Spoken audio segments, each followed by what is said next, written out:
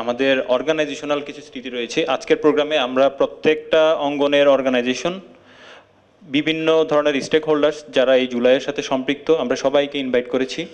তাদের প্রত্যেকের নিজের অঙ্গনের নিজের আইডিওলজিক্যাল সেক্টরের লোকজনের ত্যাগের কথা আছে, ব্যক্তিগত কথা আছে। আমরা কথাগুলো শুনবো এবং হচ্ছে কে কিভাবে কোন স্পিরিট থেকে এই আন্দোলনকে ধারণ করে এই আন্দোলনে সম্পৃক্ত হয়েছিল। এটা আমাদের আসলে সবার যার মোটিভেশনটা তুলে আনা প্রয়োজন, সবার স্পিরিটের জায়গাটা শোনা দরকার, যেন আমরা কম্বাইন্ড একটা রাষ্ট্র করতে পারি। সেই জায়গা থেকে আমরা কোন স্পিরিটের উপর তারা আন্দোলনে সম্পৃক্ত হয়েছিল সেটা একটু তুলে ধরবেন।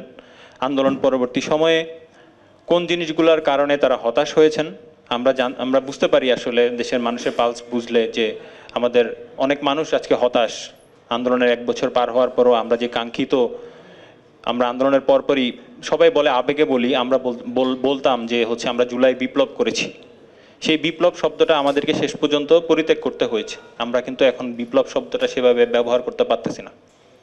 আমরা এই জায়গাতে কেন যাইতে পারি নাই সেই জিনিসগুলো আমাদের ফাইন্ড আউট করতে হবে।